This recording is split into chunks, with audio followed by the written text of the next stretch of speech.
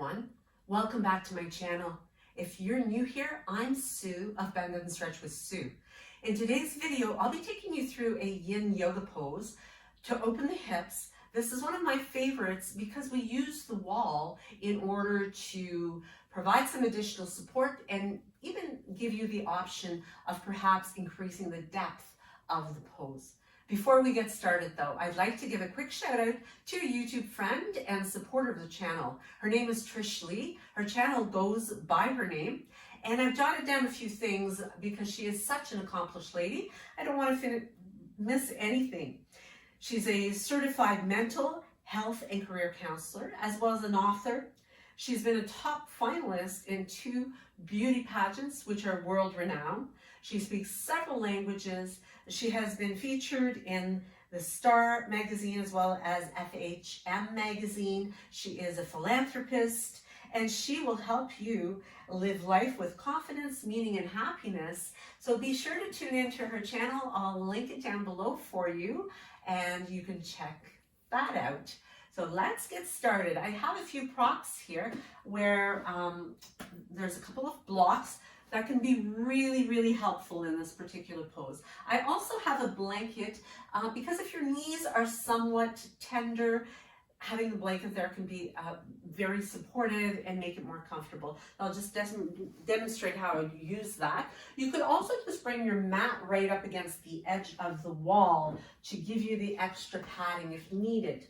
Now, by taking the blanket, placing it there, starting on the hands and feet, I'll just show you how we bring the knee right up against the wall. Now, for some, if the ankle is really tight, you may find this more of an ankle stretch than a hip stretch. You can remain here as long as you like, and this would be one of the modifications. So notice the top of my foot is stretched right out against the wall, giving that ankle a really good stretch.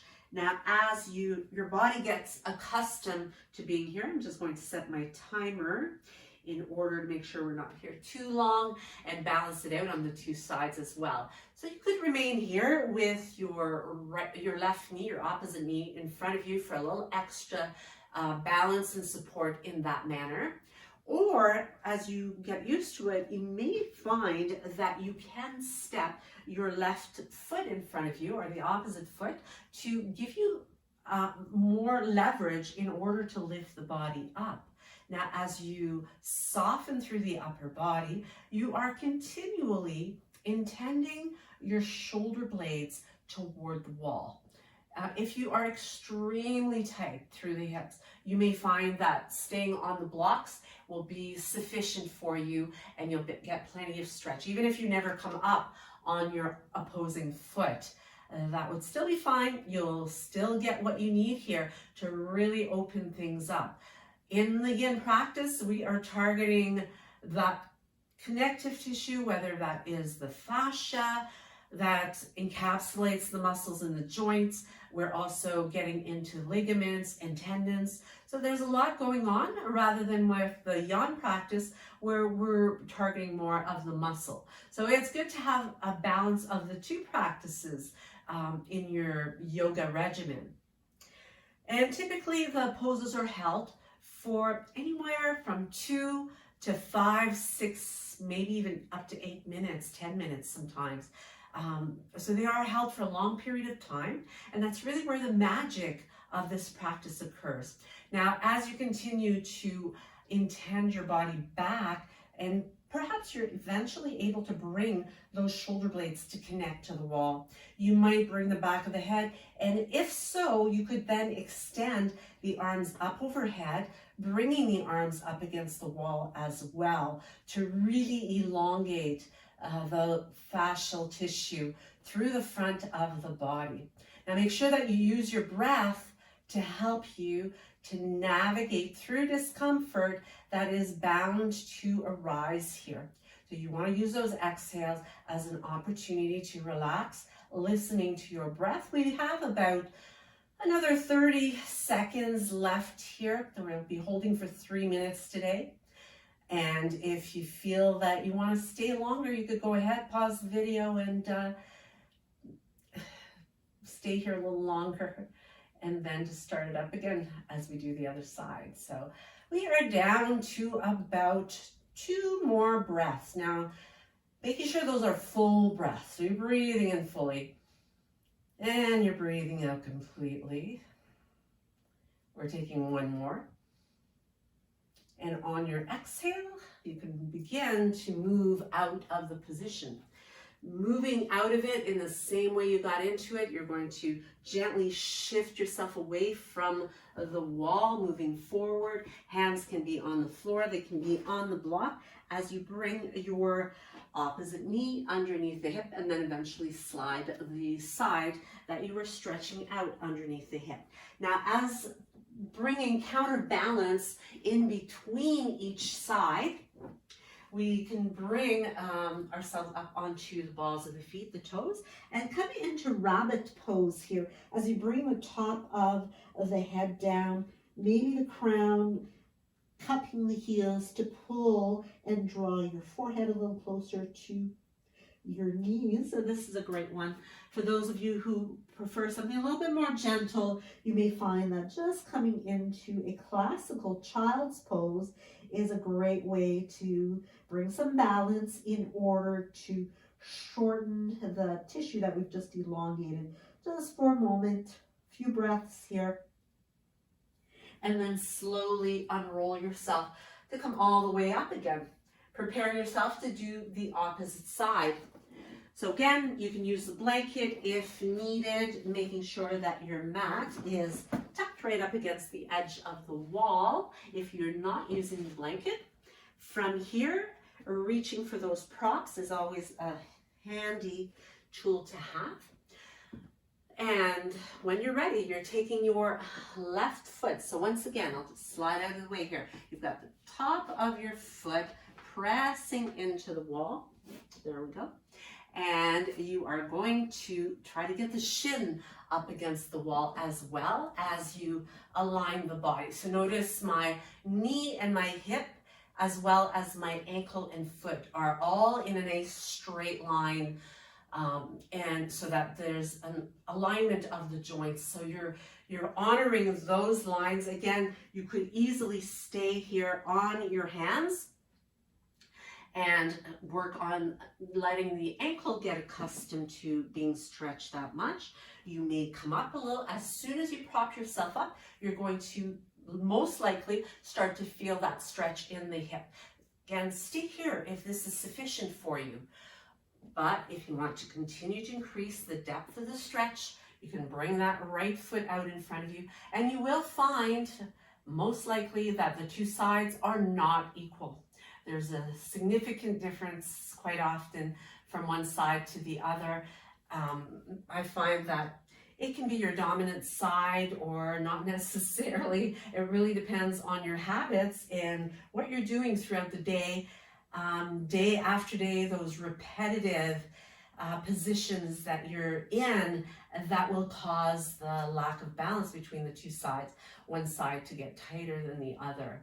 So again, try to soften up through the shoulders. Use your breath to continue to intend. So you're intending shoulder blades back toward the wall, back of the head toward the wall. Trying to keep that knee up against the wall also will allow you to really elongate through that fascial tissue that really is encompassing the quad muscles all the way to the knee. So this is great for flexibility of that tissue. We don't want the fascial tissue, the ligaments, to be too flexible, but we do want them to have some give for us to maintain alignment of those joints. So we're down to just a little over a minute once again, and pressing into the front heel can allow you to have more of a passive alignment here, so that you're not working so much to stretch this tissue, but just by having your body positioned in this way, you're getting the stretch. Again, if you want to intensify that, you could bring your arms up against the wall, continuing to intend shoulder blade, intend your head up against the wall, breathing, maintaining your alignment. So try not to lean to one side or to the other side, continuing to breathe, using the softness of those exhales to relax those hips. That area can be so tight. All of our emotion, our stress, the effects of our lifestyle ends up seated in this area. So we are down once again to those final couple of breaths. So take your time, take a nice deep breath in, exhaling out through the nose. If you can, we'll slow down that exhale. One more. And then release it as you once again bring the hands for some support on your blocks on the floor as you work your way out of the position. As we move back to that rabbit pose, we'll tuck the toes, or if you prefer, come on into your child's pose. Draw the knees or the forehead towards your knees, pulling, if you are able to, cup the hands around the heels. Draw forehead closer and closer to your knees. And then slowly unroll and make your way into a seated position. From here, we bring the legs out in front. You can stretch the legs out and you can make your way down into a supine position, ready to relax as you let your work in that pose on both sides of your body really integrate into the entire body. So just taking a few moments before moving on to really allow all of those benefits to be assimilated into your hips, your lower back, the trunk of your body, even in the arms if you were able to extend them overhead.